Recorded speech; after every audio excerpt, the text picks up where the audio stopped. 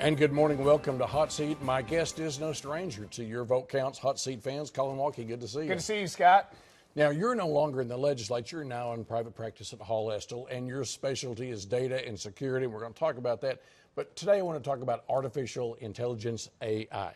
A lot of recent articles I'm reading have commentators who understand this saying AI could be an existential threat to human beings, like the comets or the movie War Games, those sorts of things.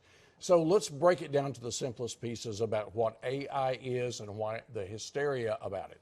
Yeah, the hysteria about it is because all artificial intelligence is an algorithm, which is basically a recipe. And as a result of the recipe, whatever you put into it will come out on the other side.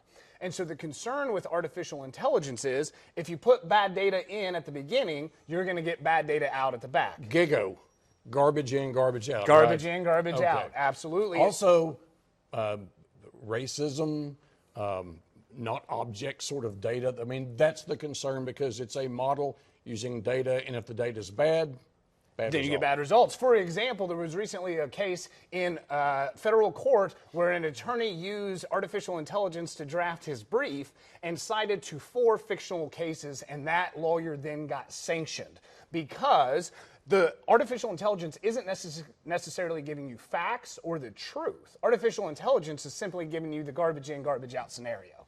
Okay. So now, and I'm sure that there are other law firms are starting to look at this. I mean, you're heading up a specialty at a firm that's well known in Oklahoma.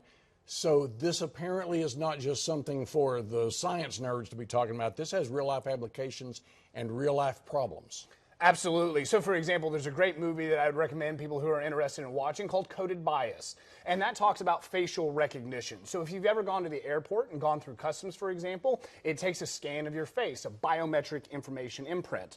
And the thing is that when you use artificial intelligence to try and identify human beings, the problem is that it's often biased. And so as a result, if you are a person of color, then it is more likely that you will be wrongly identified in an artificial intelligence facial scanning program than you would if you were Caucasian, because the data utilized to create that artificial intelligence program was predominantly white. So it was really good at identifying white faces, but not people of color. So AI can become biased as well pretty easily. Absolutely, absolutely. Okay, well, that's one real world example. Now, we've started seeing people like the guy who created ChatGPT. It's one of those AI programs that people are using and misusing, right? He went to Congress the other day and basically was saying, please, Mr. Congress, Mrs. Congress, regulate us. Your thoughts? Yeah, so that's Sam Altman from OpenAI, and OpenAI is who created ChatGPT.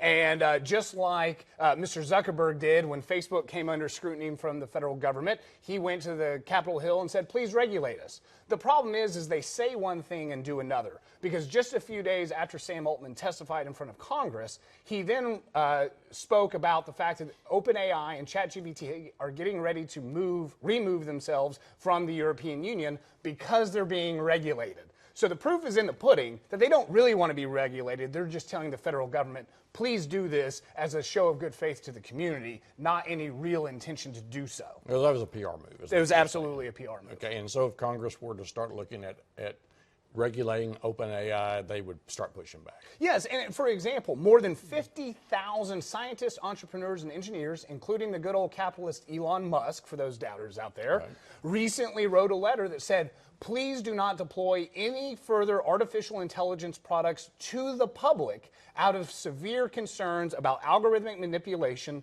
and the creation of deepfake videos, which we're starting to see the proliferation of, right? And so these 50,000 people signed off on this letter that says, for the next 6 months, quit sending stuff out to the public because of this existential threat that we face. All right, you just brought up a campaign that the public relations campaign. There's a presidential election starting to take shape. All right, here we go. And some people have started looking at this going, man, we're going to have so many problems with AI being influenced. We saw what the Russians did 6 years ago, the impact and the possibility of disruption to the elective system in this country, which already has a lot of doubters, right? That's Based right. upon fake information. but this sort of thing impacting the 2024 presidential election. Your fear? Yes, it's just real extreme severe concern. So for example, about 80% of the Facebook pages that were political in 2016, 2017 were actually all Russian bots. They were created by bot farms. And so you can imagine the same sort of proliferation of fake information, misinformation as a result of AI, except this time it's even more concerning because now you'll appear to have an actual human being saying the actual words of that person. And we as human beings believe with our eyes. That's what we see, photo or it didn't happen. And so if you see an AI-generated image of President Biden or former President Trump saying certain things, you might believe that by default, even though it's completely made up. Okay, then the question I have is about Altman's testimony the other day. Should Congress take a look at regulating this? Oh, absolutely. I mean, so for example, there was a recent incident where the United States Air Force was using AI in relation to targeting surface-to-air missiles. And at first, people thought this was a true story, but it turns out it was just a hypothetical. But the point is that they were using artificial intelligence to target the surface-to-air missiles. And the artificial intelligence system actually turned on the operators because the operators were impeding the ability to target the surface-to-air missiles. And so regulating this type of dangerous technology that could actually turn on the people who are operating it is a severe concern. Set aside any concerns for the public. But there are major concerns for the public utilizing AI, ranging from discrimination in credit report behavior all the way to being arrested for a crime that you didn't commit as a result of a faked AI video, which has occurred before. Okay, so Hollywood's been doing this for a long time, all right? Anybody, don't go back and watch Terminator or 2001: A Space Odyssey, because they talked about that 50 years ago and 40 years ago and 30 years ago. How real do you think, Collin, this threat is? Oh, I think it's extremely, extremely real. For a litany of reasons. The first reason why it's a severe concern is because, as we've talked about before, our data is out there. And in fact, our data is what helped train ChatGPT. And as a result of that, there are ways to access our data through ChatGPT that should cause us concerns from a privacy standpoint. But we should also be concerned about artificial intelligence because at some point in time in the future, for example, your insurance company could know that you're standing in a room with Collin Walke who's smoking a cigarette and send you a text and say, guess what, your premium just went up 25 cents as a result of secondhand smoke next to Collin Walke, because our phones are in proximity to one another. So these are the types of financial results and consequences that we could have as a result of artificial intelligence, as well as problems with our freedom, limiting our freedom as a result of this, because maybe you want to associate with me and you shouldn't have to pay more money to associate with me. No, Collin Walke does not smoke. I do not smoke that. Okay. Now, when you were in the legislature, you and Leader West were involved in writing legislation dealing with privacy. We saw a situation this week where Google paid a big fine. They were holding on to data they weren't supposed to. They didn't admit it, but they paid the fine so they could get on down the road. That legislation that you were talking about 4 years ago, how does it impact us? And we're going to see more of that. Yes, absolutely. So when we first started talking about this, there was only California that had a data privacy law, and we would have been the second state. But since then, 9 states have gone on to pass data privacy laws. And as a result of that, I really think that the federal government is going to do something about this and implement some form of regulation on data privacy. Because right now, your information can be bought and sold at will on the internet. I can find out your flight itineraries. I can find out all sorts of information from you through data brokers. And so that's a real concern that other people have more information about us than we do because of our internet habits, et cetera. And so data privacy legislation is to make sure that your data belongs to you, that you can control it, and that you can tell ChatGPT, get my data out of there. And in fact, that's part of the reason why ChatGPT is leaving the EU, is because the EU is saying, you've got to get personal data out of ChatGPT. Proof that they don't want to be regulated, they're leaving. Okay, so on my phone that I have now I'm able to decide whether or not an app can follow me, right? Correct. And that's something Apple did. Advertisers lost their minds over that. They did not like that.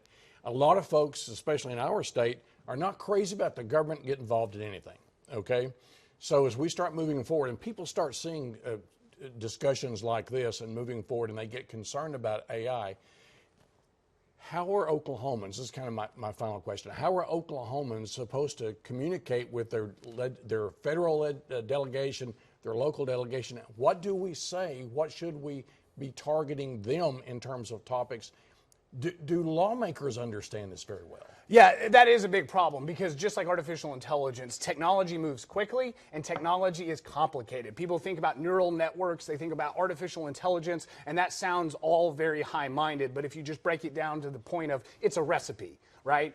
Then you can understand it. And it's the same thing with data privacy because you leak data everywhere. Right now, your phone is pinging a tower somewhere, and so people know where you're at, which allows law enforcement to come and identify who you are and where you're at without a search warrant. Every mystery show on network television involves a phone pinging a tower. There to you catch go. the bad guy, right? And they don't need a warrant to get that information if they're buying it from data brokers, right? So that's an infringement on your Fourth Amendment right. But it really comes down to, do you care about your family?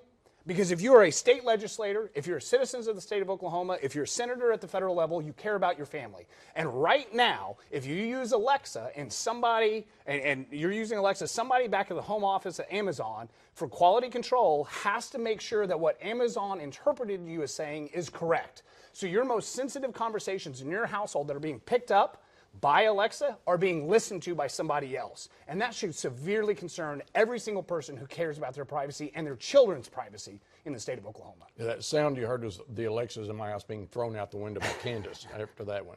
All right, as we go forward in the near future, we as consumers of news and concerned about this issue, what in the next 60, 90, 6 months presidential campaign should we be watching for? So first and foremost, I would tell everybody, be skeptical. Be skeptical of every single thing you hear, whether it comes from the left and you're on the left, or it comes from the right and you're on the right. That skill of skepticism is going to be so important going into the future to make sure that we don't fall for deep fakes and misinformation and those sorts of things. The second thing I would say is aside from being skeptical, contact your legislators and tell them that you realize how important your privacy is and how important it is that you not be wrongfully discriminated against because some company out there is using AI and wants to earn a buck off of your name and your data.